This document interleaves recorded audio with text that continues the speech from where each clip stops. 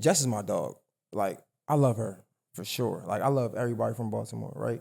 I do want to have a conversation with you about just being human, though, right? And I feel like a lot of times people like you, I look at myself too, we get the short end of the stick because of the confidence and because we won't go there with certain individuals where a lot of people who are fortunate enough and blessed enough as a Jess, again, my dog, they're fortunate enough to be in a position to be able to act certain ways and not have to face a consequence. Exactly. Yeah. Exactly. And sometimes that don't feel comfortable because I'm not in that spot yet. And I know it. But even too, it feels like even if I was in that spot, I would never do that. Right. But we're two different people.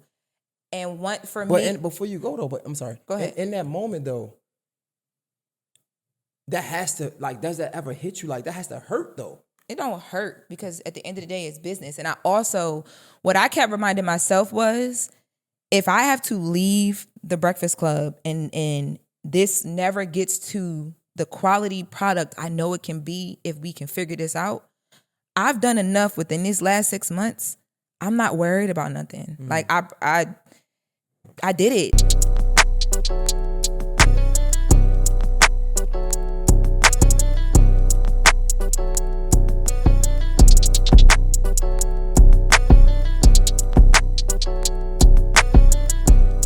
Yo, what's poppin'? You know what time it is. Your boy, Mr. J Hill Podcast. We are live in New York. Well, this ain't live, but we still in New York, day 2.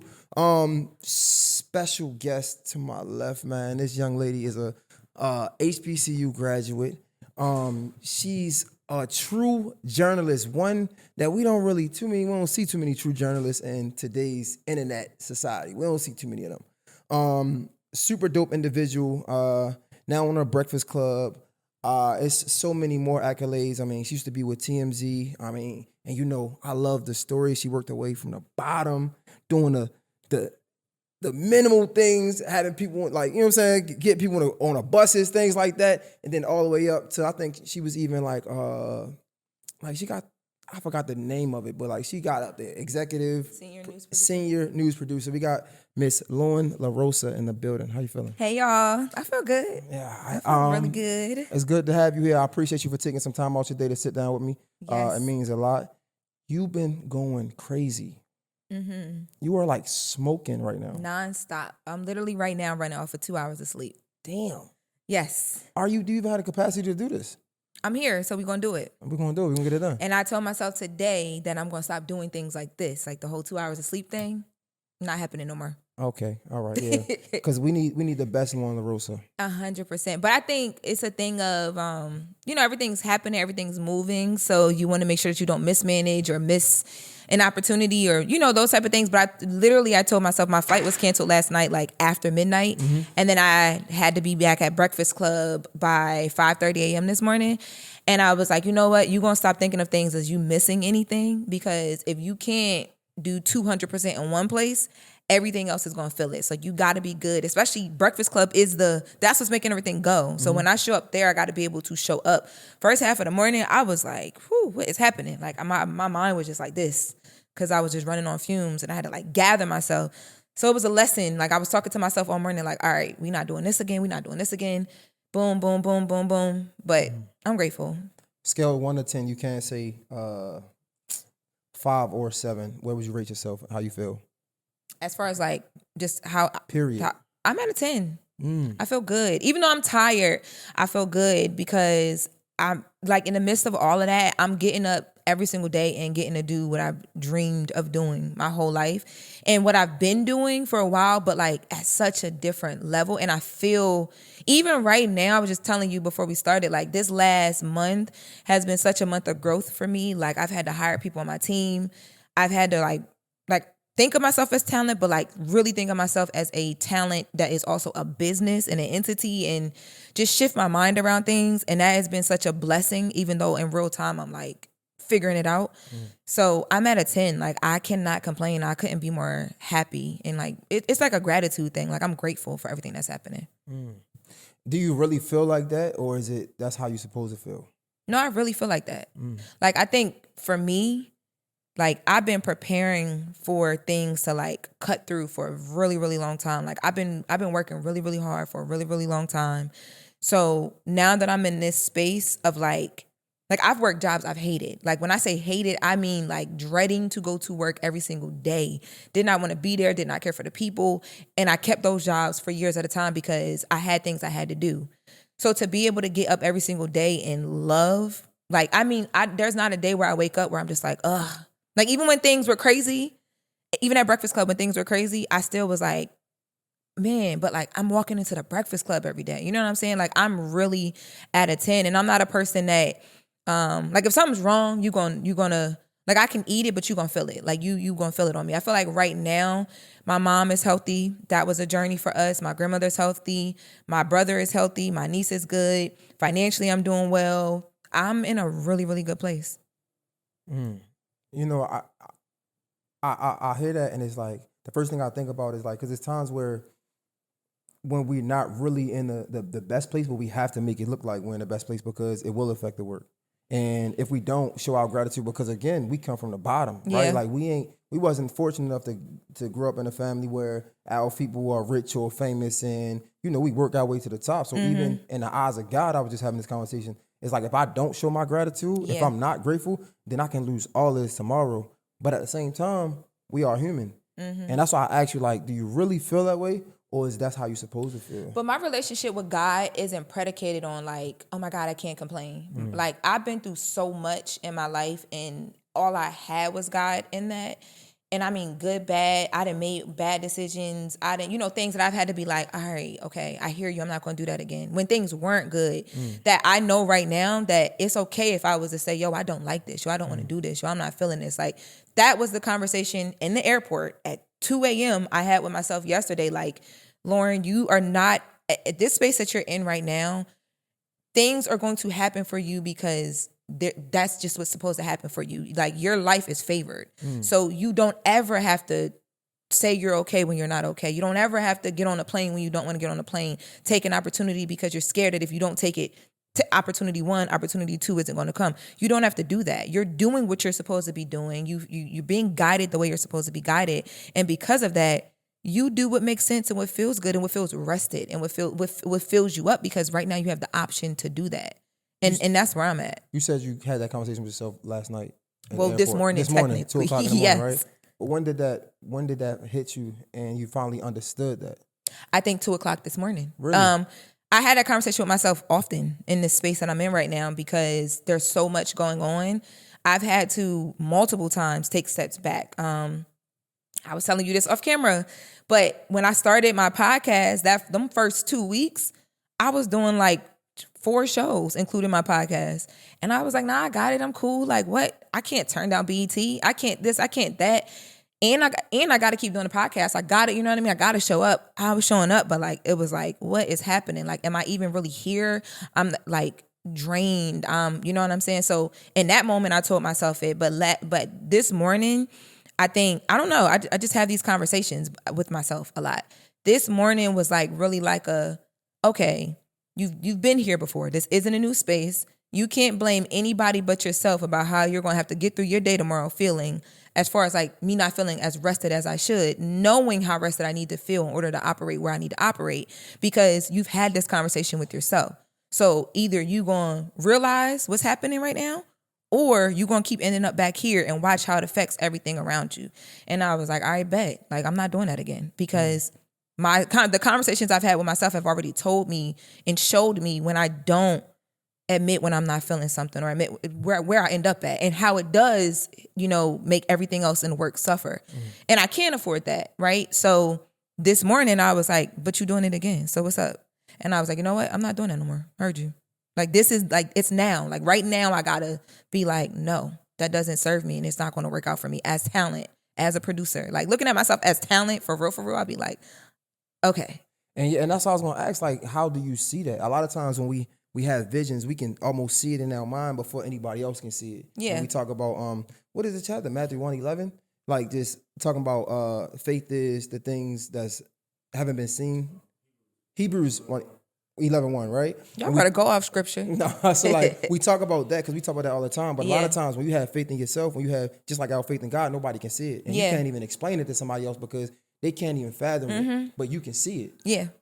When you talk about like you couldn't even see yourself like being talented at one point in time. Mm-hmm. Now you here. I'm thinking about this new realization of like you can't react how you used to react. Oh, heck no. Can you see that new Loren? How does that look to you? How does that picture look? When I say I couldn't see myself as talent, I don't mean that like I didn't see it for myself. I've always seen this. I think I've never okay, I'm a first generation college student, right? So I explain to people figuring out 4 years of college through government loans, through scholarships, through everything, right? And not having anybody to be like, hey, what does this mean? It's like coming into a room and the room is huge. It's like a master bedroom and it's dark and you got to find the light. No one's telling you where the light is on the wall. Eventually you find it and you figure it out. And you know that, like you see it, you know that the light switch is in the room. You just get in there and you're trying like whatever. Like you're just fumbling, you're figuring it out and you figure it out, boom, lights is on. Now you can go to the next room and the next room and the next room. So when I talk about myself as talent, it was like, it's like coming into that room. Like I know the light switch is there. Like, you know what I mean? I'm doing all this because I know I got something and it's getting me place to place and it's elevating, but figuring out what my voice was, what my, you know what I mean? And just all of those things was me finding that light switch. So once I found it, but even before this point, I was like, okay, bet I found it one time so I could do it again. But it's different when you're at a level where it's the world is reacting to you. Like that is a whole different room. When you walk in that room, you got to refine that light switch all over again. And for me, I think even though I saw it, I've never been in that room before. So in real time, I'm like bumping into things and being like, oh, nope, can't go back over that way. Like, nah, there's a bed right there. Walk around the bed. Boom. You just hit a dresser, Loren, back up. And that's what this morning was in the airport. But it was like, okay, I'm tired of bumping into things at this point because I've been in rooms where I bumped into things. Like, this is not my first time being somewhere and feeling like exhausted. Why are you getting to an exhaustion point when you know what your boundaries are, what your limits are, and you know what you should be doing? Say no more. Set more boundaries for yourself. Protect the talent. Like that's kind of what I mean by not seeing it for myself in the beginning.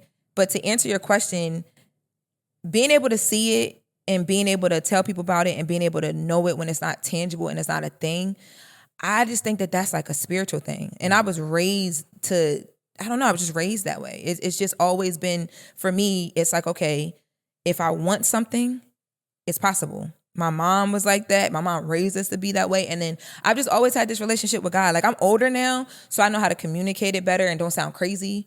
Like, but high school, college, I would see things for myself and be like, yeah, I'm gonna go do that. And people would be like, girl, what? I was in college my senior year, and the whole senior year they asked you, what you gonna do when you graduate? And people was like, oh, I'm gonna go work for JP Morgan Chase. And, you know, I have this business degree, so they're expecting an answer. And I used to be like, I'm gonna move to LA and get on TV. And they'd be like, okay, you need to make like a real plan. And I'd be like, oh, I'm gonna move to LA and get on TV. No, a real plan. And I would say it again. And then when I graduated and I moved to LA and got on TV within my first 2 years of being there, people were like, oh. And I was like, yeah, I told y'all though.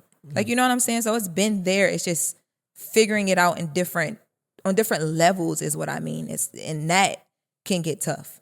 Yo, what's poppin'? Look, I know you're enjoying the episode, but look, man, I just wanted to make a special announcement. Instagram just dropped a new episode of their Close Friends Only video podcast, and it's starring my guy Carmelo Anthony and his son Kyan. And as dope as these guys are on the court, they not just talking basketball, they talking fatherhood and what it means to raise somebody in today's world. I'm talking about legacy, mentorship, social media, and how things shifted from generation to generation. And you know, here at the J Hill Network, we always promote being 1% better. And this conversation is definitely something that's going to get you 1% better and is well needed for the culture. So go check out the episode right now. All you got to do is go on YouTube and search Close Friends Only featuring Carmelo Anthony. Or you can go to my Instagram at Mr_J Hill, and I'm going to have the link posted on my story and on my page so you can check it out. Go check it out. Let's get back into this episode. So how does that look right now on this level? Because you've never been on this level. Exactly. So right now it looks like I said, setting more boundaries for myself. Like what? Like, yeah, okay. This is a very simple example, but I think it's like an overarching example. So last night I was in the airport. I was flying to Texas because I was shooting a campaign for a brand. This is like major brand campaign. It's my first major brand campaign. I'm really excited. My whole team is already in Texas. I'm the last one to fly out. First issue I had was my flight was the last flight out. I never booked myself on the last flight out because as a former flight attendant, I know if anything happens, you're working against time with the crew to even try to get out of the airport because of this is the last flight. So I didn't like that, but I didn't say anything. I was like, you know what? It's the flight they booked. I'm going to just get on it. Get to the airport. Flight gets delayed. So by the 5th, 6th delay, I call my manager and I'm like, look, I'm not getting out this airport tonight. Like, I can tell you from experience, I used to work for an airline. By the time the plane gets here, the crew is going to be timed out. They're not flying a crew in. There's no way. They're not flying a crew in to switch with us because there's no plane to put the original crew on. I know you think I sound crazy, but I'm not getting out of here tonight. We should call the brand and just tell them that if there's not a flight for me to get on in the morning, I'm not going to be able to make it. There's nothing I can do. So she called them. The brand is trying to figure it out. They couldn't figure it out. So she's like, well, you have to just wait in the airport because at this point now it's like the flight has to be like, it has to, they have to cancel the flight or I'm in a breach of a contract. And I'm like, in my mind, I'm like, well, if we had thought this through before, why would me as talent sit here until 3, 4 o'clock, maybe even 7 in the morning when my show is right down the street and I'm supposed to be there at 6 a.m.? I should have been able to leave the airport, go prepare myself and just say, hey, that didn't work out. But because we didn't set the boundaries up the right way where we're always protecting what's the main thing, which is me being able to be okay to show up for a show, now I'm gonna be running on 2 hours of sleep. And I was mad, but I could only be mad at myself because it was like, this is something that we didn't even really think through because at this level, I mean, prior to this, I'm just kind of like, all right, bet I'm going with whatever. I can't just go with whatever now because when I show up tired, when I show up exhausted, when I show up all over the place, the audience feels it. I feel it in my reporting. I feel it in how well I do my job. So that is very simple, but that's what this level looks like. This level looks like all those small things. We need to have conversations about them before. We need to set the boundaries up to protect me from that before because it's certain things that I don't even want to happen. Like, I can't make it to the Breakfast Club and I have to call out. I've never called out of the show. I don't want to ever have to do that. I will broadcast from right here. I broadcast from freaking Puerto Rico. I don't care where I'm at. I'm going to work. In my line of work, when you're daily entertainment news and people are looking at you as the news spectrum and how they think and how they feel, you can't miss a day. Like, you can't. And that's what I was explaining to my team is like, we have to make sure that we protect the fact that like now people are trusting my voice and my presence. If I can't be fully present, I'm not doing my job.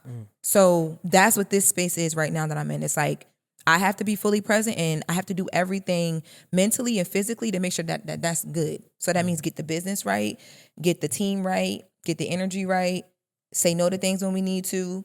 Sometimes I can't take the money. I got to protect what the main thing is. You know what I'm saying? No, facts. You know what it all sounds like, though? It sounds like it's some level of safety, though. Because if you didn't feel safe in, let's say, the Breakfast Club, right? Let's just say home. If you don't feel safe at home, then you can't do anything else outside of home. You got to make 100%. sure home is protected first. I think it's more too of like it's like when you selling clothes and it's like if the product good, the product is going to sell itself.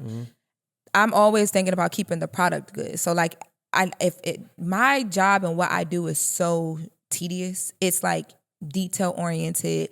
I'm talking to people all day long. Like we do the Breakfast Club, like we actually film it. My segment is maybe like 6-7 minutes long. But for the rest of the day, not only am I calling, like we make it a joke on the show, but all day long I'm calling attorneys. I'm calling whoever I need to call to figure things out. I'm watching what's happening in the news. I might leave the Breakfast Club and go sit in court with Diddy from 9 to 6:30. I got to be up. I'm the only person there for me.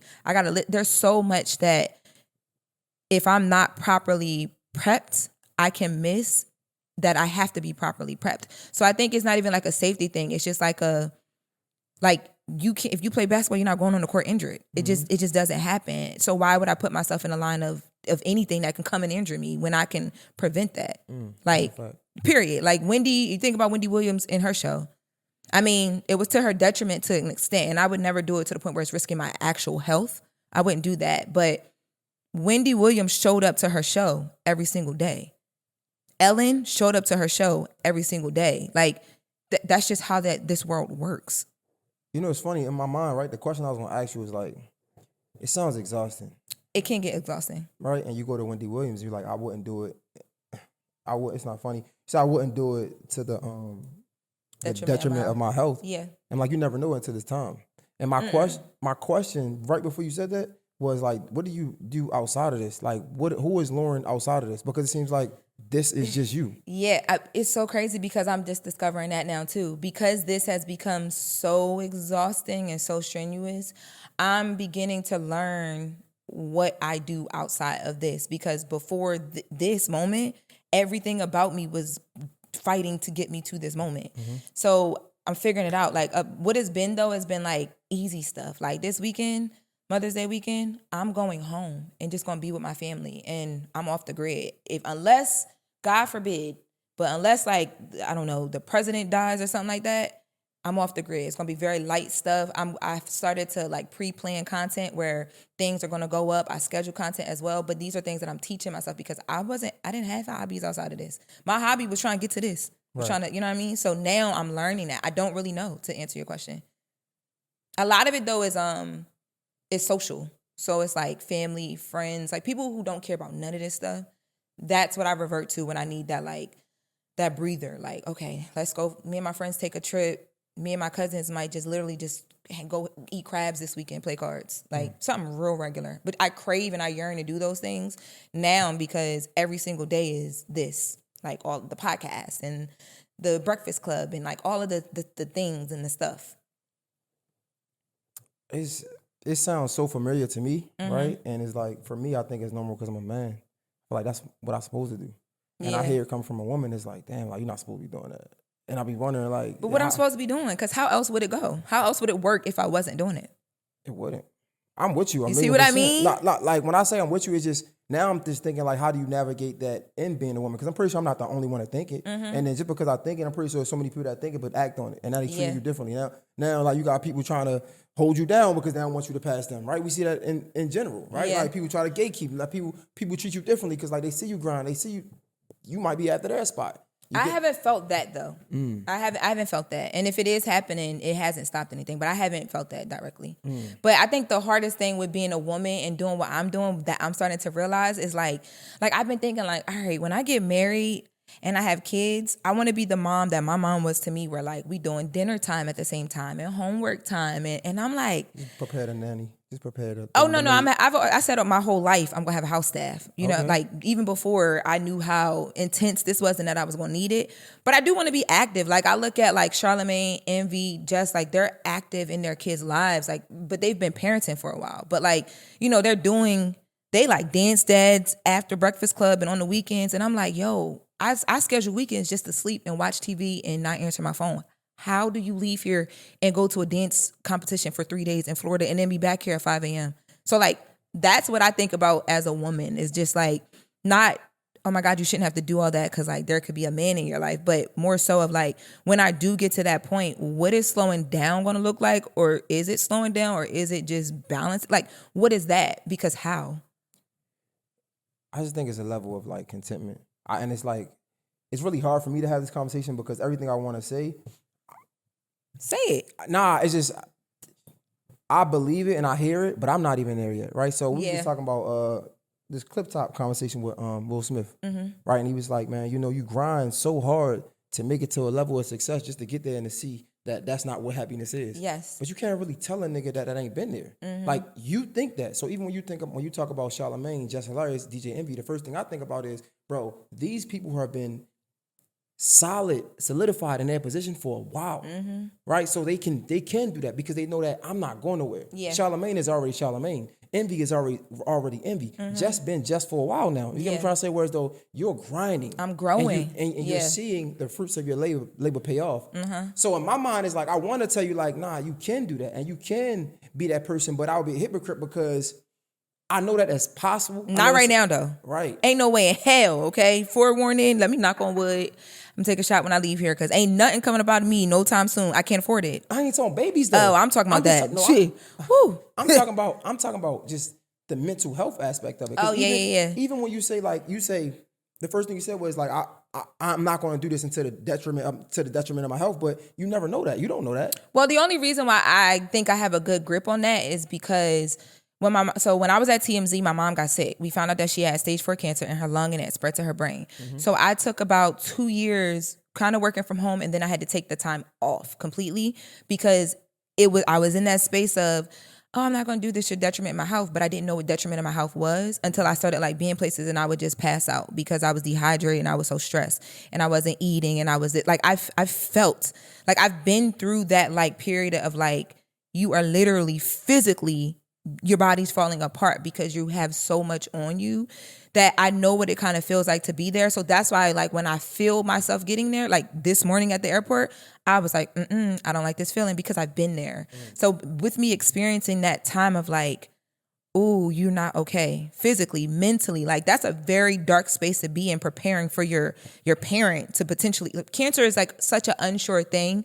My mom is good now, she's great now, but at the time we were preparing for her to die in real time. You know what I mean? Like, so that means we are preparing, like, of course we hope for the best and we were praying and we didn't want that, but we had to be ready just in case. So that means we're having conversations about funerals. We're having so much stuff that I didn't think I was going to have to deal with no time soon. I had never even seen my mom have a cold. So for all that to hit me at once, and then I'm on TMZ, I'm living in LA, things are finally starting to, you know what I mean? I thought I was, to your point, I'm at this new level of success and I'm like, okay, all right, I'm good. I'm driving my car. I can pay my rent in LA. I'm living good. And then boom, this happens. And when it happened, it shook everything. So I think me being in that dark space, like career-wise, physically, and health-wise, myself, it gave me kind of like almost like a bumper of knowing like, okay, you getting too close. Don't get back there. Don't do that again. Like, because I know when I was there, I couldn't even think A to B to C. Like, it was so tough. So with me knowing that, anytime I feel anything close to that or things piling on too much, I gotta back away from that. I can't afford it. I wish you luck. I say that because, like, I hear it, but, like, you just never know. Because think about it. If the plane would have came at 1 o'clock, you would have been on the plane. No, I gave myself a time limit. I told my manager, this is the time that I'm not, if it comes after this time, I'm not getting on this plane. And it came before.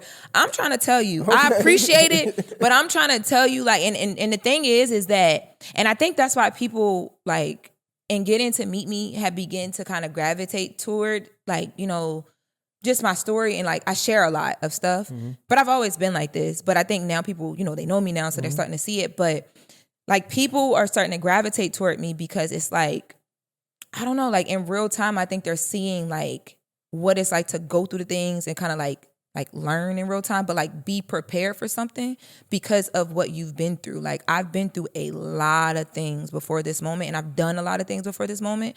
So being here in this space, even when I like slightly bump my head, because I feel like I waited at the airport a little bit too long for my liking, to be honest with you. That's what I was getting at. But I had to give a little to get a little. Like I had to give a little to be able to come back and have a conversation today with my team and be like, okay, so I listened to y'all. And in listening to you guys, here is everything the following day that did not go the way that it should have went. And even if these are minor slips, these are things that I don't want to happen, because I'm the person who has to physically feel that. And I'm the person who suffers from that. And if I'm suffering from that, all y'all suffer. Like we eat together. So it can't be that. But because we're in this new space that you talked about and on this new level, sometimes the teaching is that. But I think that's what people are seeing is like, I've kind of experienced things in a real way where when things are happening to me, I'm able to pull from that and be like, okay, bet, nah, we're going to go over here. Nah, we're going to do it like this. Like, I'm mad that I'm the one bringing this up because I was like, I don't really want to talk about that. But even with the Jess situation, I think things were happening for so long, but that was nothing. I've experienced that before. I went through that at TMZ. So when we were in that situation, I saw it before it happened. That's why I was able to navigate it. That's why I was able to maneuver within it and kind of keep my whole, I know it's not me. Like when we get through this, we're going to be good. We just got to get through it. The maturity level that I had in it was because I've been through it before. And I thank God every single day that those things that I was experiencing prior to this moment that I didn't understand, I went through. Because when I tell you I be leaning on my faith and I be leaning on the like, yo, we been here before. It's so crazy. It'd be like clear as day. Like it'd be like, okay, this is going to be like this. So you got to go here. Just sit back. This will come like that. Like I really can't describe it any other way than a relationship with God. And because I've been through these things and I'm listening to him as I go through them and then after I come out of them. Even with that, I think like just going through your story, I thought that was interesting, and I might have misjudged that because I'm thinking you went through that before, but on the other hand, because like you said before, like you was on the bedside of your mom's while she's dealing with cancer, and then you had somebody come in and kind of like fill into your position. So when you say I've been there before, when I was thinking about it, I'm like, this is probably where the grace come from, because you know how you would know how it feels to be a Jess. Hell yeah. Yeah. What? I mean, and honestly, like when I say, because people think too, people are like, she's a producer. She shouldn't be on camera anyway. I've been on television, national television. LA is a top 5 market. It is hard to get on TV in LA for the last 8 years of my life, reporting in a daytime and a primetime TV slot. And I say that like not even humbly, because that is very hard to do and accomplish. There is top talent right now today that cannot get a consistent role on daytime talk TV. Like, it is hard to do. Wendy Williams was daytime every single day on talk television. Ellen DeGeneres, like, we're coming on TV while people are watching a Wendy, a Ellen, a The Real, right? And I wasn't the main character of that. Harvey Levin is. But to be in that space for 8 years, it's like, I'm not new to doing this, but when you were in the newsroom I was in, you couldn't even crack a mic if you didn't know how to produce. You got to know how to get busy for real, because if live on air something go down, what you gonna do? Like, it was deeper than just, oh, I'm cute and I'm gonna hold the microphone, from the training that I come from. So then I'm there, I work my way all the way to that point. My mom gets sick. I still have the video. I think I might upload this video and react to it. I still have a video I made sitting in Harlem. I had ran to get food. My mom was in a hospital and I ran to get her some food from Melba's. I still have the video where I'm basically saying, I don't know if I'm about to have a job with TMZ, to be honest with you, because I'm watching this girl who I didn't know at the time. I'm watching this girl literally sit in my physical seat, like not just in my seat, but I mean like in my seat, no warning, no nothing. They're giving her everything that they would give me, the job. Like, it was insane, to the point where people were starting to like call me like, yo, what's happening? Like, are you know what I mean? So I'm getting all the outside noise. People are starting to tag me and her and things, and we've never even spoken for real. Like, maybe little bits and pieces of a conversation here and there, because she was a writer for the website before that. And I still had to be like, I can't, because at first I'm like, nah, because what's she trying to prove? And then I was like, it's not her though. Like, this is business for them. She's just a pawn in business. I'm just a pawn in business for them. And once I realized that, I was like, okay. So when I came back in, I made sure that certain things didn't happen. So like, they would take her off of the show on certain segments because now I was there, and I'm like, no, we 2 different Black girls. Bring her back in. She actually can let me and her do this together. I promise y'all. Let us do this together. Boom, it will work. There was times where like they would give her segments and call her up to pitch, which is where you get to stand in the little bowl on TMZ and do the show. And they'd be like, oh shoot, never mind. Loren's here. Go sit back down. And I remember one time I had to pull somebody to the side and say, hey, look, it's cool if you decide that like both of us can't do it at the same time, but don't do that to her in front of everybody, because it just makes her seem very like she's a placeholder, and she's not that. She's a person. It doesn't matter if I'm here or not, and you don't have to pick and choose. Like, it's not, oh, Loren's here. It's like, it's and, not or. And that's okay. I'm fine with that. So going into this situation, once I started realizing, like, I was like, yo, this is crazy. Again, one of those moments where I was like, God, you funny. Like, I see what's happening. I know how to navigate it. It's not perfect every single day, but on the days where it's tough, I'm just like, at the end of this, things are going to come out and they're going to work out. And if they don't, at least you know how to keep the composure, because you've been here and you've done this. And in that video, I'm literally sitting outside of my job being like, Melba is being like, I don't know what's happening right now, but it don't feel good. So because I knew how that felt, I think that's why I had the empathy for Jess that I had, even when things was like, girl, what? Like, what the hell? Because I've been there, and I already knew that, like, once she realized it and got over the hump, like, I was waiting on her. Like, I'm over here, sis. I'm ready for this to be like a us thing. Like, I'm waiting. Just jump in, like double dutch. Like, just jump in. And she jumped in now. You see how you feel the difference, right? Yeah, it's way different now. Way different, because we 2 whole different people. You know, I think that's fair. And I think I admire your confidence, because I think you got to be super confident to even react to certain things, like especially TMZ, how you reacted. And I think I'm like a similar way. My only thing is, first of all, let me preface this. Jess is my dog. Like, I love her. For sure. Like, I love everybody from Baltimore, right? I do want to have a conversation with you about just being human, though, right? And I feel like a lot of times people like you, I look at myself too, we get the short end of the stick because of the confidence. And because we won't go there with certain individuals, where a lot of people who are fortunate enough and blessed enough, as a Jess, again, my dog, they're fortunate enough to be in a position to be able to act certain ways and not have to Not having to face a consequence. Exactly. Yeah. Exactly. And sometimes that don't feel comfortable because I'm not in that spot yet. And I know it. But even too, it feels like even if I was in that spot, I would never do that. Right. But we're two different people. And before you go though, but I'm sorry. Go ahead. In that moment though,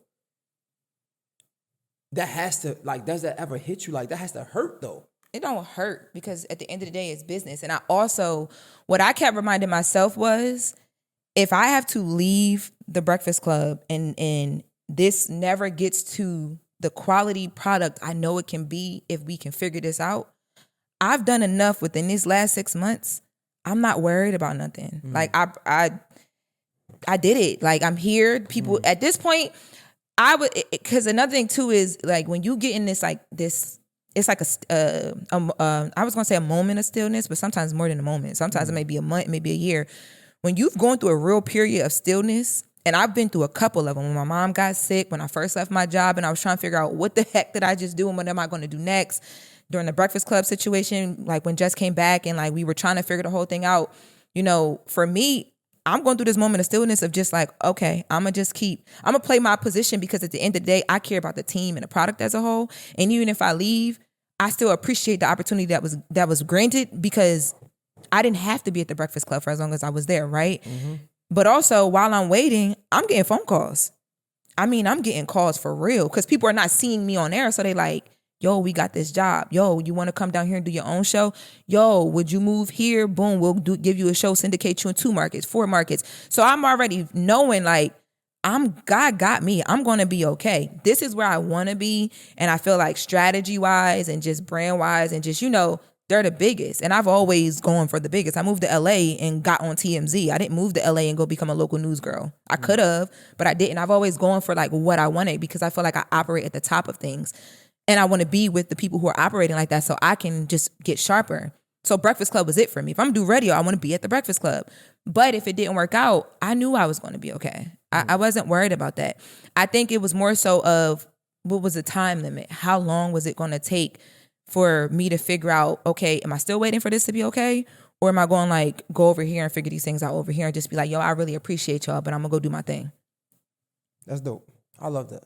I think we seen people who react like that, and we see the trajectory of their career. We see their career. We was just talking about Oprah versus like a MoNique, right? Oh. And back in Baltimore, like when she first started, when she was doing radio in Baltimore, it was a time where she was being, was it? I forgot she from Baltimore. TV, yeah. Oh, the MoNique show? No.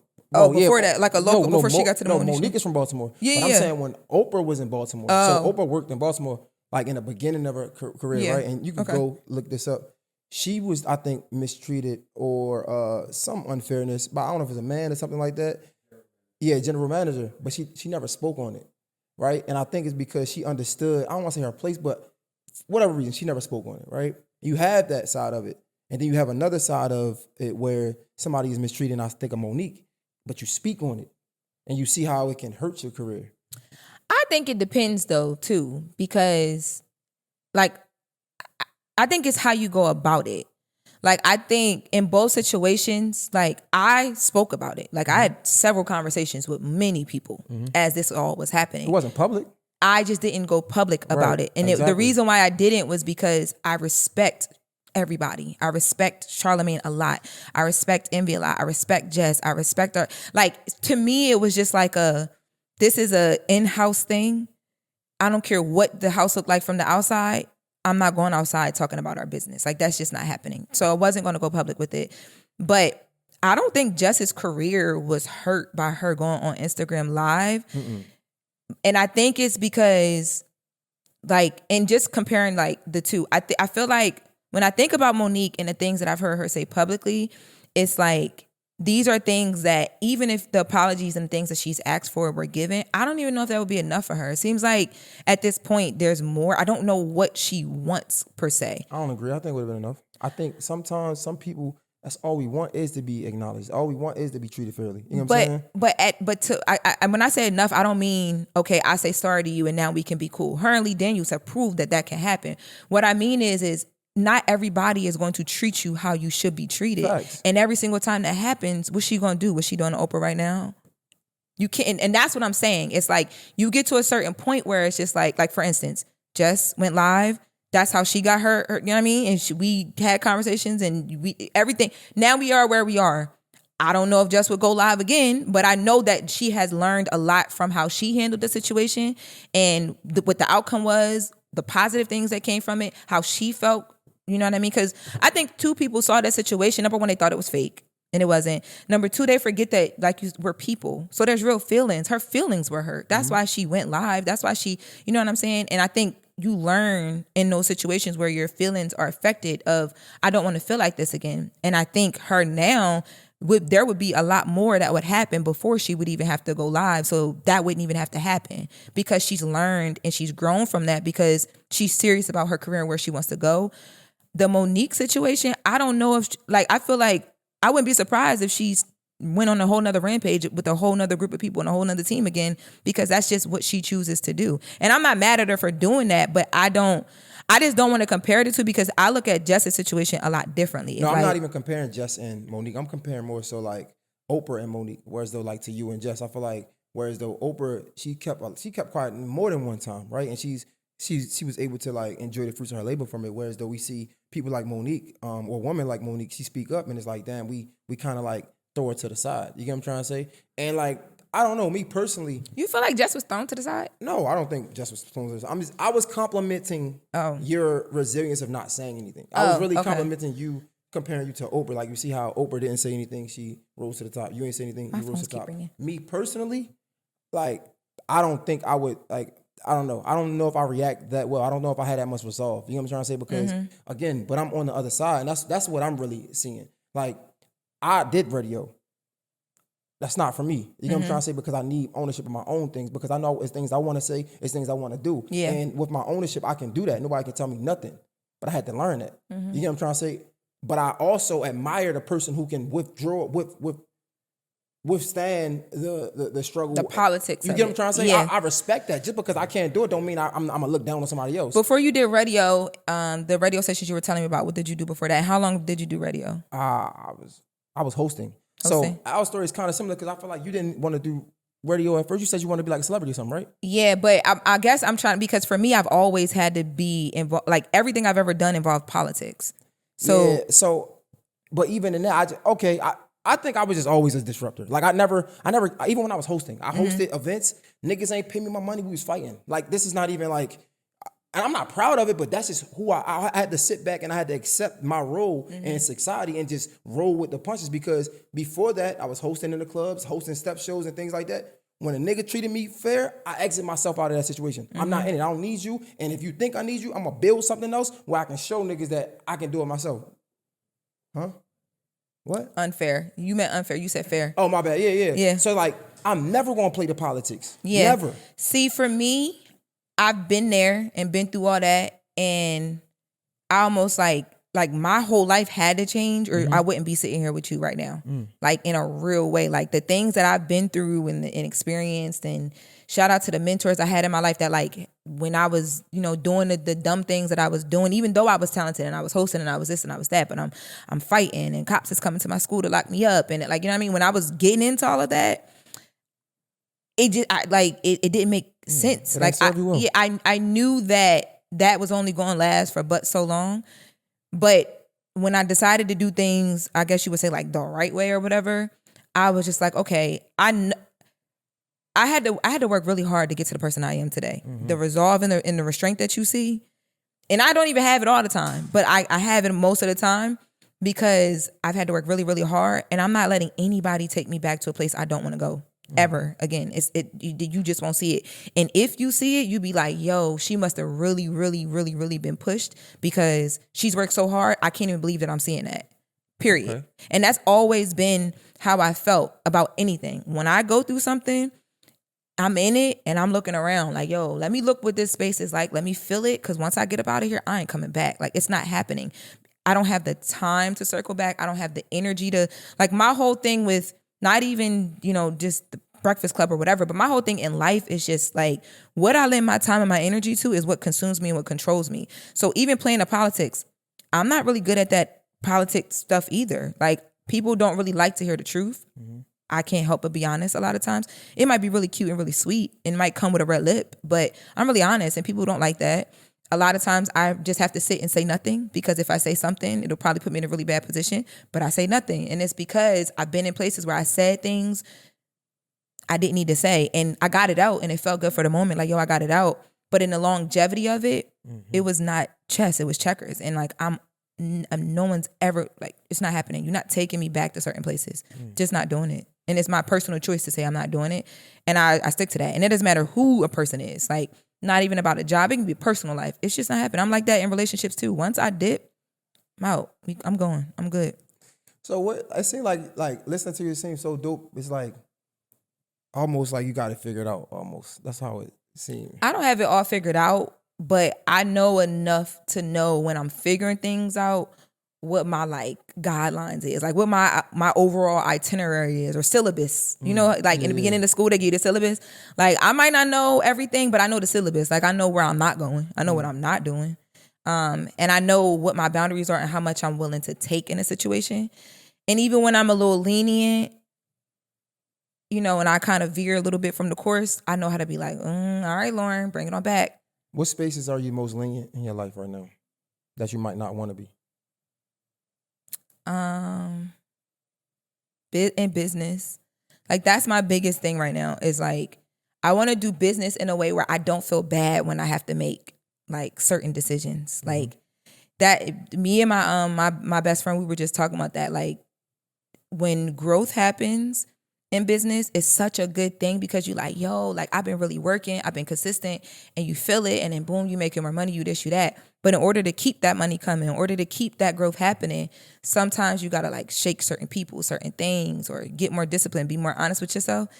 And it's a little tough. That's the hardest thing for me because I think I'm such an empath sometimes, where like I feel for people instantly. So if I feel for you, I'm giving you time to figure it out, time to grow, time to teach you. I don't have the time no more. Like, I don't have time to teach you. I don't have time for you to, you know what I mean? Like, you can take that time, but like, it got to be moving how I'm moving a little bit because things are moving so fast that everybody can't go. That's the hardest thing. And I think that's where I'm most lenient at right now. It's like the realization of everybody can't go is tough. That sounds hard. You know, it's crazy. We talk about the power of saying no. And I think we really don't understand the power of saying no until you learn how to say no. Yes. And it's like, bro, once you learn how to do it, it's easy. But getting there, like telling your friends no, people that like your day ones, have a conversation about day ones and day twos. It's like sometimes your day ones are the ones that be entitled. Sometimes your day ones are the ones that see you for the person that you used to be and not the person who you are now. And sometimes you gotta say no to different people that you really care about that you don't want to say no to. That shit hurt. Yeah. It's so crazy though because my day one friends are not. They not like that. They don't even be on that. Like, what do you call a day one though? Like, I have a group of like my sisters. Like, they're my first friends. Like, we met when we were like 10. And like we're sisters, like you know what I mean. Blessed. Like I'm trying to tell you, like you sitting here trying to analyze it, and you ain't looking at nothing but God. I am so blessed in so many areas of my life. Like, we've been friends, and granted, we might not all speak as much all the time. You know, now that you've grown, you go through phases where like you got one friend you might be calling every single day because y'all going through the same thing, and then that friend might get a little busy or the kids need them a little bit more, so you don't hear. Like, you know, we all are going through that and figuring that out, but. I mean, they around, like they come up for my events, and when I'm home, it's just I don't. So what is who or what you gotta say no to then? Because if it's like it's when I say business, it's more like I think with me, it's setting the boundaries that I talked about earlier for myself, and in setting those boundaries for myself, it creates certain boundaries in certain ways that I learn to deal with team. This is the first time in my life where, like, I've always had a manager. And I've had people that I've worked with in business because, like, I used to throw fashion shows back home and, like, parties and all that. But, like, you know, that's like a friend or two. Y'all just put the money together, flip it real quick, whatever. Now it's like, okay, I have a manager, I got an attorney, I got an assistant, I got a content person, I got a whole podcast team, I got a content person that's just with me personally. That's a lot of people. So there are certain times where, like, I'm having to be like, nah, I don't want to, like, I can't do that. Or no, I need you to go do that. I can't be a part of that. And even that, because I'm so used to being in the middle of everything, on every phone call, I be feeling like, dang, I don't want to sound rude, but I don't want to be on that call. Can you handle it? And I'm like, I hope she didn't think I was being mean. And then I'm thinking that to myself, and I'll be like, no, girl. Why you think that's being mean? I just never want to come off as a person that's like, you should be happy to be here, because I value people in my life and their presence in my life a lot. And when you like right now, the team that I have, I feel like these are the people that I want to nurture and, grow with, and hopefully like, we just adding, we're not subtracting. But when you're in this space of like different people coming in and different things happening, especially when it's a lot of pressure and a lot of movement, I just never want actions or tones or, in the moment as things are moving for wires that get crossed, because I care about people. And I appreciate the fact that people believe in me and they put in their life into me. Like the people that work for me, their lives are tied to me and tied to what I do. And I appreciate that. Like, yeah, they get paid, they get their money, but I don't think people understand how crazy it is to go work for a person whose talent. You see it, but you don't, like, I'm not selling like a physical thing. So you're putting your livelihood, your rent, your bills, everything based off of something I'm telling you is going to happen. You know what I mean? Like my manager been with me for a very, very long time. When people say yes to me now and they're like, all right, bet this is my full rate, but like you right here, right now, cool, I'm gonna grow with you. I'd be like, I appreciate that, because you don't have to do that. It's not in front of you to know that this is going to work out. You just believe in me. So I just always want to make sure that they feel that as grateful as they are to work with me, I'm grateful to have them invested in me. Do you tell them that though? I do tell people that, but I think because you're moving so fast and there's so much going on, you don't get to say that all the time, and you don't get to preface everything with that. So if I have to sometimes, be very like, be very straightforward and like, no, boom, boom, boom, boom, boom.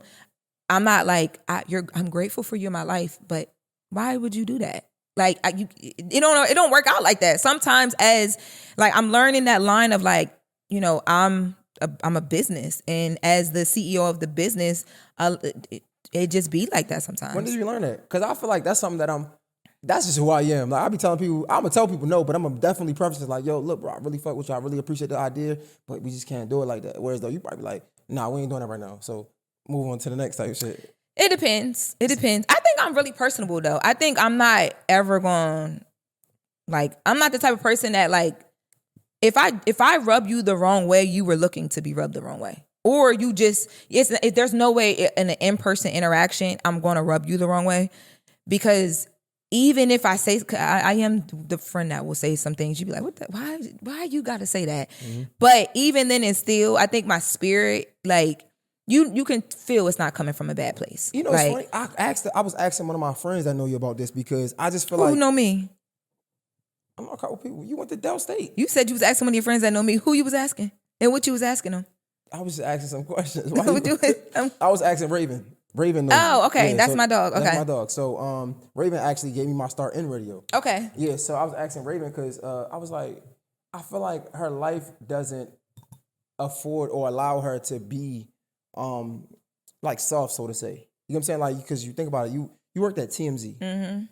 And you kind of got to have tough skin working at TMZ. What? Like, they be cussing you. That's why you be asking me all this Breakfast Club stuff.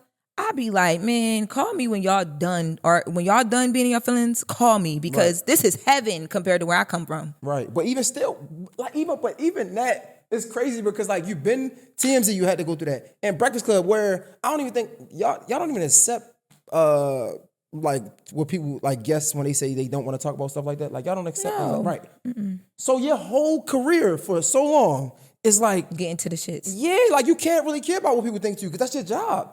But I'm thinking, like, what does that do to you mentally or just outside of work? And it just seemed like, I don't even care. I'm like, God damn, like, what? No. You care, but I think you develop a fine line of like, and this again, it's a weird space to live in, and that's why when you ask me what I do outside of here, I'm still trying to figure that out. But what I normally do in order when I'm not trying to get away from this fine line is I go far away from all of this stuff and just like sit with myself, because you got to remember like your own intentions and who you are for real, because it's not that I don't care, it's just I have a job to do, and if you're coming to me to do that job, it's like as long as my intentions are pure and are well, and I know morally where I'm not going to go. Like it's certain things by how I was raised and just how I came up, it's certain clown. I'm not doing certain stuff. I'm not going. Like, it's not happening.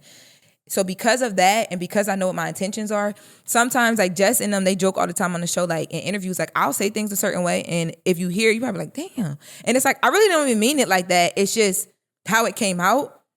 But in the interview, the person in the interview isn't really taking it like that either, because you're with me and you're feeling it. So you feel my intentions. It's hard not to care. I'm a person. I'm very like, I feel like I'm too nurturing to a certain extent. But I don't know. Like in those arenas, I just know how to get war ready. Where does the nurturing part at? Like, where is that? Because I see like just straight up like hardcore, just like we talking about work and business. When it comes to work and business, I'm giving it what it's supposed to give. Like I'm pulling up it, but because you do work so much, I'm thinking that it's automatically going to bleed into like a relationship. Like it will automatically bleed into friendships. Like you going to be like that in your relationship. No, bro, Where's soft girl Loren at? Where's she at? It depends on who I'm with. Like it depends. So my friend group, they'll tell you I'm the fun friend. Like I'm my laptop is gonna be near. I might still be on my phones here and there, but we having a good time. Like the shots is going. We gonna party. Like that's me. Relationship wise, if I'm in the right space with a man and I can be like that, I'm leaning all the way in. I don't even want to have to talk. Don't talk to me. Talk to him. Like I love that. Love it. And yeah. What does that mean? What is that? I was about to say something. I caught myself. No, keep going. No. What you going to say? Why you cutting it off? No. Oh, now you want to draw a line. You don't draw no lines, but now when we talk about relationships and shit, you want to draw a line. It's just that's a good place to be. But don't you choose to be in that space? You said if it's the right space, you choose to be like that way though. You choose to be that woman. But certain men in their actions and how they are about you, and like the follow through and just. When they are who they say they are, it allows you to be like that. Because yes, you would any woman is going to choose to be soft and kind of tap into, this side that she doesn't get to tap into when she's conquering the world. Men are like that. Like y'all walk out into the world every single day trying to conquer the world. Mm-hmm. You can choose to come to your house with peace, with food, with, you know what I mean? Your clothes wash. You're going to choose that. You're not going to choose hell. But certain women you deal with make your choice realistic and easier, and certain women don't. Same thing with us. Certain men allow you to do that. Not allow like they're giving you permission, but just who they are. It kind of like forces you to, when you're in their presence, just turn your brain off, turn your mind off. I don't know if I agree with that one, gang. Like I ain't gonna lie to you. I feel like I've been through that, and now I'm deciding to be as hard, as straightforward as you are with work. Right? You said work and business. I'm deciding to be that in the personal space. Because why? I'm gonna tell you why. Because I've allowed, right? It ain't what I did in the presence of what was going on in my relationships and whatever I had going on. Whoever I showed up to be was because it was already there. They didn't make me be that person, but I don't ever want to be that person again. So now, in order to not be that person again, I gotta have more boundaries. So when something goes wrong and I don't like that, instead of being lenient and sticking around. And then regretting it on the back end. Yeah. Nah, you know what? I ain't dealing with that because I know who I can be in these spaces, and I'm not gonna be that person. Yeah, you should be like that. I agree. You should be like that. I thought that like hard, like I don't know, like you the type that be like, I don't buy flowers. Flowers are a concept of. Some men are crazy. Some men, the podcast mics need to be put down. Like it's a lot. I don't even understand that. But you never heard. There's like a whole group. Shout out to DJ Head. I was just having a conversation with DJ Head. He's one of the men who. He does not believe in buying flowers for women, and those. It's like a whole thing. It's a whole group of men who feel like doing too much and simping too much is just too much, and I don't agree with that. I feel like if your person makes you, get into all the things, why not? But you can have those boundaries of like, there's certain stuff that person that you're giving that to would have to be putting out for you to put out too, and that's what I mean by. I'm not gonna be with a person that's not making me feel like I want to put out though. That's yes, my thing. But because you've matured to this point. Sure, Yes. So for me, it's the same thing. I've matured to a point where the men that I deal with, they not going for none of this. They be like, girl, what? Put that phone down. Come here. Like it's just not happening. It's not like the first thing you asked me was, who is Loren outside of this? What do you do outside of this? Because that's what they're trying to figure out. That's what they're leaning into. That's what they're interested in. All of this is fine, dandy. You know what I mean? You want a person that's going to work equally as hard and blah, blah, blah, blah, blah. But they're like, what are your hobbies? Let's start doing things together. Let's, you know what I mean? Like, hey, I noticed this. Let's do this. Like, and those type of people, I've been raised to be, like, my family's very old school. So I'm raised to, like, what? I wish you would not fix certain plates and, like, you know what I mean? That whole thing. As I'm growing older and making my own life, I'm figuring out what from that I want to take into my own household when I create one. But I was raised certain ways. So I think when I do meet men and, like, I'm dating them, I think they're kind of surprised too once you really get to know me and kind of really get to know what I want. Because I feel like what presents is not, but I can't help what presents. That's just what it is. And especially because I'm out here in the world by myself. So I'm not walking around all like, doo-doo-doo. Hey. And that gotta make it hard to date too, because people think they already know you. Like, I know she like this. Like, oh my God. No clue. Especially if they listen to the Breakfast Club, I'd be like, oh. Like, it's the radio. Like, we having a good time. Relax. What you mean? Like, they think because I'm on the radio and, like, you know, we have certain conversations about certain things, and even like jokes that Charlamagne will make. It's like if something is said on that show, it becomes law instantly. And I'm like, do y'all not understand that a lot of that is work and it's entertainment? Yeah. So he knows what he's throwing.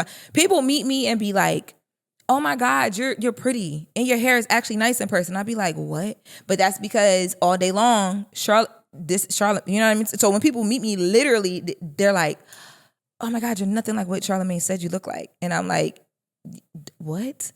Like, what? But they don't, I think sometimes people don't get it. And not the men that I meet, like just people in general. I met a girl today when I was leaving out the office, and she was like, can we do pictures? I was like, yeah, sure.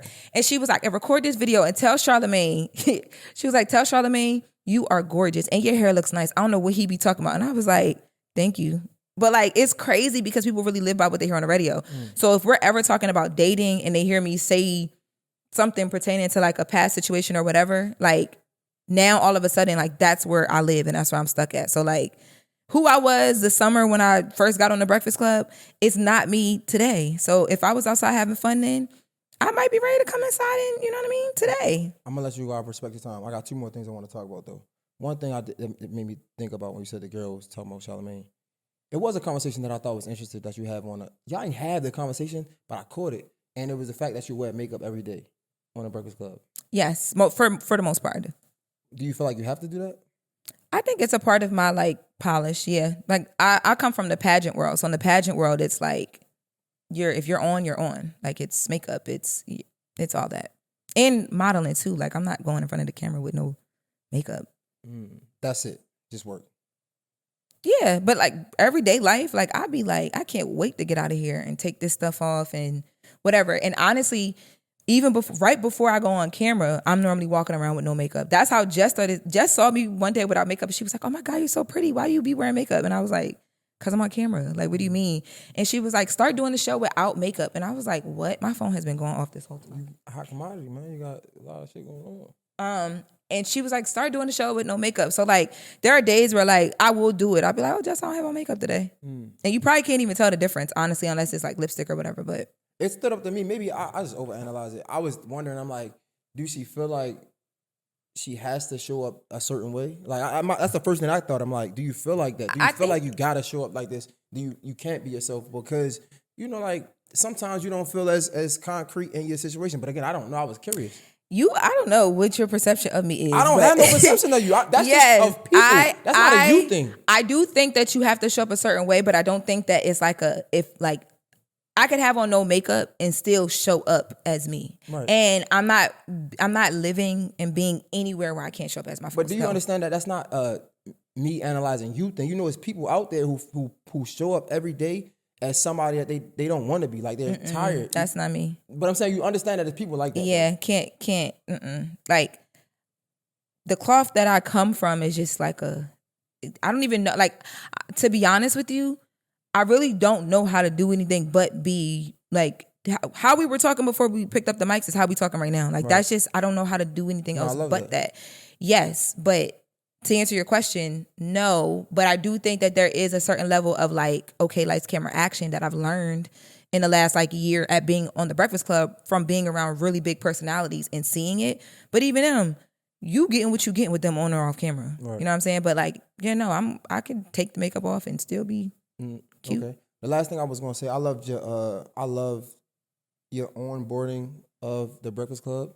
I thought it was one of the greatest moments or examples of being prepared for a moment and like making the most out of the opportunity. Yeah. Like I feel like with you, I say this all the time, and I don't know if it's right or wrong because clearly I've been saying things that ain't right. But yes, child, you like you What? think I'm sad? You think I don't think you're you sad. think I'm sad? You No, think I Loren, cannot wear makeup? No, Loren, you gotta understand. Like when I'm talking to you, I'm tough. I'm a drill sergeant. So listen, you gotta understand when I talk. My show is all about humanizing a person, right? Okay. When I talk to you, it's very cut and clear. It's like it's straightforward. So like usually when I'm talking to people, like we have feelings, right? So if like I haven't really gotten like feelings, right? I got straight cut cloth, straightforward. So I'm not saying that you are anything, but I'm like, where is the Loren outside of where's the Loren when you do feel that way? Where's the Loren that can make mistakes? When I'm talking to you, that's why I'm trying to get that out of you, right? But I'm really just getting ABC 1, 2, 3 drill sergeant. It's like, you know what I'm saying? Like, okay, cool. So I'm that's me.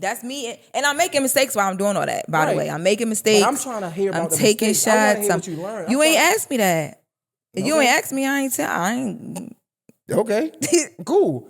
I love the fact that when we're talking about the success, they say success is when preparation meets opportunity. Yeah. Right? When I saw you come up on the Breakfast Club, I thought it was so dope and inspiring, not even just for women, I ain't even gonna be cliche with it, for people like me, right? Because like you were ready. And it showed that you can be somebody that's a nobody, quote unquote, right? In the eyes of many, and then gain the audience. Because like I just remember like them having people on the show, right? And I remember you coming on the show, and like you wasn't like a celebrity or something, but you worked at TMZ, right? And then I remember you coming on again, and then I think it was again, and then you start seeing people like you start seeing you gaining the trust of people. Like you start seeing people like, yo, she need to be the host, like she need to be the third host. And I was wondering, were you seeing that, or was you like just closed off to it, not really paying no mind? No, you can't. The Breakfast Club audience is so locked in. You can't close up and nothing. Like the first week of me being on the Breakfast Club, the third day, I remember it was a Wednesday because my grandma had a doctor's appointment. I had to turn my phones off, and I've never done that. I don't turn my phones off because I could miss too much. I had to literally turn my phones off because it was going so crazy with like people calling me, then social media, then I was just like, this is a lot even for me. And I recently had one of those moments too. I was at the Black Effect Podcast Festival, and like I couldn't even get around the festival without like people just like stopping me or whatever. And I was just like, yo, this is crazy, bro. Like, whoa, like, wow. So you do feel it. It's just, when you feel it, it's just, you don't know what to do. You kind of like learn as you go a little bit. So like, I've had to learn how to, all right, I'm not going to argue with you on the comments. Like, because I was a little bit, like every now and then, I might just get in and say something real like crazy just because I think it's funny. Because they think you won't respond. So every now and then I'll like troll. But like, I've had to learn how to like in real time be like, okay, they're going to be mad that I asked that question. Maybe I won't get on the shade room today because I don't even feel like people talking. Like, you know what I mean? Like just knowing like how to be like, well, I think I'm gonna go to happy hour for the next 2 hours and just stay off of that timeline, maybe get on the other phone. You just teach yourself it. But I felt it. Like that first go around at the Breakfast Club, I used to tell them all the time, I was on national television for years and I've never felt the instant like your social media numbers go up. I'm walking around, people are talking to me like they know me, and I'm like, oh shoot, it's because of the Breakfast Club. Like their audience is different. Like, did that feel good though? Oh my God. It feels good because the people that gravitated to you. Yeah, I haven't had in real life, haven't had no bad experiences. And I don't think I'm a person you about to just like you're not about to just walk up on me and get crazy. You know what I mean? Like I don't give that. Like my energy is very warming and welcoming, and you know what I mean? Like, so I've had all good experiences. But it feels good because not even because it's like I've been working so hard as a journalist and a personality to get notoriety, but the stuff people talk about when they come up to me. Like people come up to me and they're like, yo, my mom's battling cancer right now. I just found out who you were because of the Breakfast Club, but I went and watched your vlogs when you were going through your mom's cancer and stroke battle. And like, I found better doctors for my mom because of it. Or, yo, I I am a journalist, and I always felt like my bylines ain't gonna get me nowhere. But now I'm seeing somebody who understands bylines in the real work get a position where people actually get to know who you are, and you get platforms. So it's like people care about the girls who really, you know what I mean, or like get busy with this and who really do this work. Or I identify with Brown Girl Grinding because like our motto is the around the way girls got something to say too, and it's like. There's so many girls from your way, from my way. You know what I mean? Like it's like people are seeing themselves in me, and I'm just like, wow, like it's impact. Like, and that's what's important to me. It's like all of this stuff is cute, but if people don't feel like they can wake up and look at what I'm doing, look at the content I'm posting, and feel inspired and feel moved and learn who God is, and you know what I mean? Like learn in real time, because I don't get it all right, and when I mess up, I go vlog about it, but.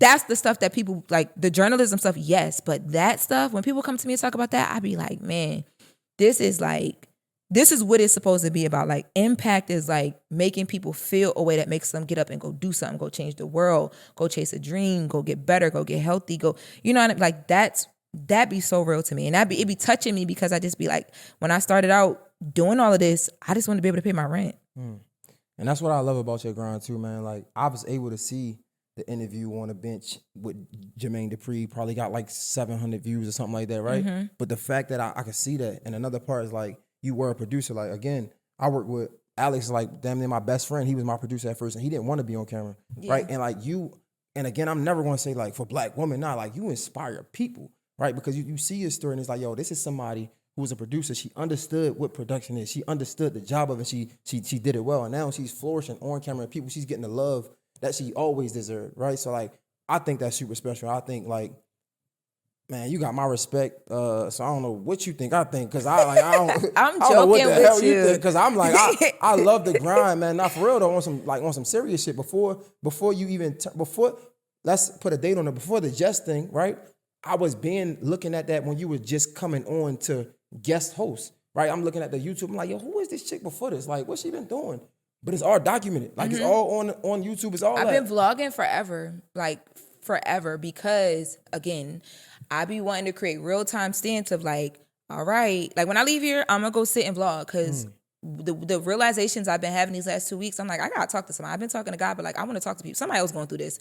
But also, when I get through it, I want to look back at it. I go back and watch some videos all the time and be like, all right, bet. Cool. We've been here. We'll be fine.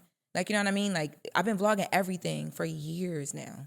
Make sure y'all check out my YouTube channel, Loren Lorosa TV. Yeah, man. Like I said, man, I wish you nothing but success. I thank you for your time. Really appreciate it. The Baltimore just came out. That was the first time I heard your Baltimore just now when you said thank you. Oh, yeah.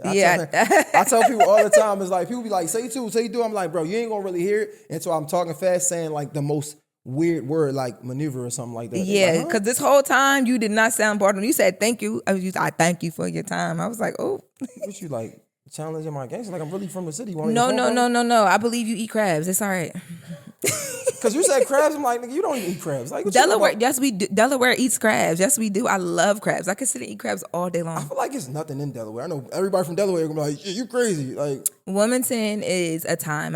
Anybody that wants to come to Wilmington, I'll line up a whole weekend for you. You have a great time. What we gonna do in Wilmington, Delaware? You can eat good. You can go get some drinks. I'll line it up for you. Have a good time. Interesting. Okay. Mm-hmm. And I'll send you to all the Black-owned businesses. The first day we'll do only Black-owned businesses. With the grass walls and everything? You don't got to go to a grass wall spot. You want to do a selfie? Like, that's what you're trying to do? No. Got the grass wall. No, not all of them going to have the marble spinny floors. You know what I'm saying? Like, some of them, shout out to Oath 84. They elevated. They catering for, like, the Bidens. And, we get busy in Wilmington. It's just a lot of us out here. Okay. Mm-hmm. Cool. Well. Loren Lorosa, everybody, for the people that don't know, let them know how to follow you, everything, all that. Yes, make sure y'all follow me at Loren Lorosa, LorenLorosa. And my podcast, The Latest with Loren Lorosa, is out everywhere you listen to your podcast, and the visuals drop on the YouTube channel. And just lock in. I call my community the low riders, because y'all be riding with me. We go through the ebbs and the flows, but we do it together. You know you made it when you got a name for your community. I felt like all podcasters had that. You don't have one? Mm-mm. But they could be called the Crabs. Loren Lorosa, everybody. Mr. J Hill podcast. It's a wrap. We out.